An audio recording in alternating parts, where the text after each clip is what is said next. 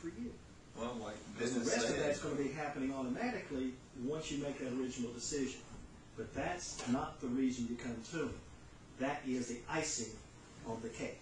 even though Dennis said he didn't, become saved till later on, he said he knew that seed had been planted, and he knew the truth, and knew it was, like he said, it was there, but it just... There's so many that don't know the truth, even in our own country now. Yeah, because I had a real strong Christian tell me, I can't remember what the discussion was, but somehow we were talking stuff, and they said, somebody asked the question, well, what would you consider to be a failure in your life? And my answer was, well, if my kids didn't grow up to be Christian, I'd consider that to be a failure. Oh, it was during an interview, a job interview. He asked me all these different questions, and just way out there questions, and afterwards, I didn't get the job, but the guy complimented me on my answers, and he said, but one thing I want you to know, it's not, you have nothing to do with whether your kids are saved or not. He said, that's between them and God. He said, you did everything to plant the seed, but you can't consider that your failure. That's their failure. It's their faith. And, it's one of Everyone's account. that's right. So that was one of those things that God used. I came away from that interview going, man, I'm not going to get that job. I knew it.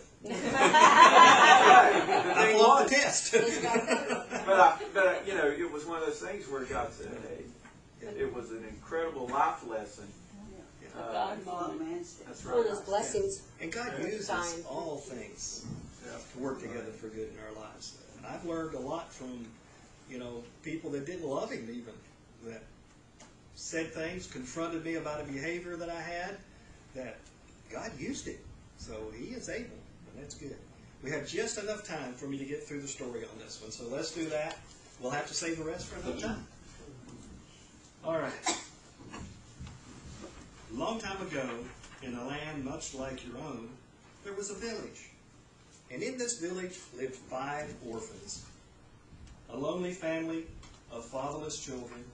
They had banded together against the cold. One day, the king learned of their misfortune and decided he would adopt them. He decreed that he would be their father and planned to comfort them. All the people of the land thought it odd that a king should adopt these children. He already had many people to care for. Why does the king want them? The people would ask. But the king had his reasons. When the children learned that they had a new father, and their father was the king, no less, and the king was coming to visit, they went wild with excitement. When the people of the village learned that the children had a father, and their father was the king, and the king was coming to the village, they were terribly excited as well. They went out to see the children and told them what they needed to do. You need to impress the king, they explained. Only those with great gifts to give will be allowed to live in the castle. The people didn't know the king. They just assumed that all kings want to be impressed. So the children worked long and hard preparing their offerings. One boy who knew how to carve determined to give the king a wonderful work of wooden art. He set his knife against the soft skin of elm, and he whittled. The same blocks of wood came alive with the eyes of sparrows or the nose of a unicorn. His sister decided to present the king with a painting that would capture the beauty of the heavens, a painting worthy of being hung in the castle. Another sister chose music as her way to impress the king. For long hours she practiced with her voice and her mandolin. Village people would just stop and hear her at the window and listen to her music as it took wings and soared. Yet another child set out to turn the king's head with his wisdom. Late hours, you'd find his candle burning in the window as he looked at his books. Geography, mathematics, chemistry. The breadth of his study was matched only by the depth of his desire. Surely a sage such as the king would appreciate all this hard work. But there was one little girl who had nothing to offer. Her hand was clumsy with the knife. Her fingers stiff with the brush. She opened her mouth to sing, but it sounded a little hoarse. She was too dull to read. She had no talent. She had no gift. All she had to offer was her heart, for her heart was good. She spent her time in the middle of the city at the gate, watching the people come and go. She would make pennies by grooming their horses or feeding their animals. A stable girl she was. A stable girl with no stable, but she had a good heart. She knew the beggars by name. She took time to pet each dog. She welcomed home the travelers, and she greeted the strangers. "How was your journey?" she would ask. "Tell me what you learned on your visit. How is your husband? Do you enjoy your new work?" She was full of questions, and because her heart was big and she cared about the people.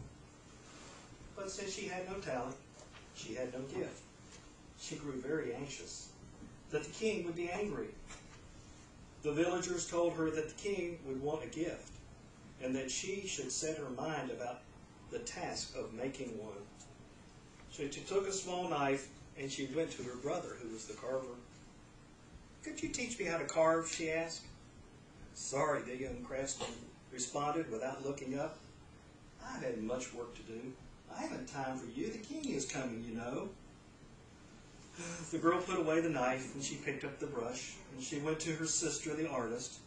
She found her on a hill painting a sunset on a canvas. "You paint so well," said the girl, who had no gift but the big heart. "I know," the painter answered. "Could you share your gift with me?" "Not now, sister," she responded with eyes on her palette. "The king is coming, you know." The girl with no gift then remembered her other sister, the one who would sing. "She will help me," she said. But when she arrived at her sister's house, she found a crowd of people waiting to listen to her sister sing. "Sister," she called, "Sister, I've come to listen and learn." But her sister couldn't hear her. The noise of the applause was way too loud. Heart heavy, the girl turned and walked away. Then she remembered her other brother. She took a book with small words and big letters and went to see him. She says, "I have nothing to offer the king. Could you teach me to read, as I might show him my wisdom?" The young sage-to-be didn't speak. He was lost in thought. The child with no gift spoke again. "Could you help me? I have no talent." "Go away," said the scholar, scarcely moving his eyes from the text. "Can't you see I'm preparing myself for the coming of the king?" And so the girl went away sorrowfully. She had nothing to give. She returned to her place by the city gate and took up her task of helping the people and the animals. After some days, a man in merchant's dress came to the small town. He said, "Can you feed my donkey?" The orphan jumped to her feet and looked into the brown face of the one who had traveled far. His skin was leathery from the sun, and his eyes were very deep. A kind smile from beneath the beard warmed the girl. "That I can," the girl answered, and eagerly took the animal to the trough. "Trust him with me. When you return, he will be groomed and fed." "Tell me," he asked, as the donkey drank, "have you come far? For only a while? Are you weary from your journey?" "That I am." "Would you like to sit and rest?" The girl motioned to a bench near the wall. The tall man with dark skin sat on the bench, leaned against the wall, closed his eyes, and fell asleep. After a few minutes, he opened them and found the girl sitting at his feet, looking at his face. She was embarrassed that he called her, staring. She turned away. "Have you sat there long?" he asked. "Yes." "What do you see?" "Nothing. You seem to be a kind man with a peaceful heart. It's just good to be near you." The man smiled and stroked his beard. "You're a wise girl," he said. "When I return, we will visit more." The man did return quite soon. "Did you find who you sought?" the girl asked. "I found them, but they were all too busy for me." "What do you mean?"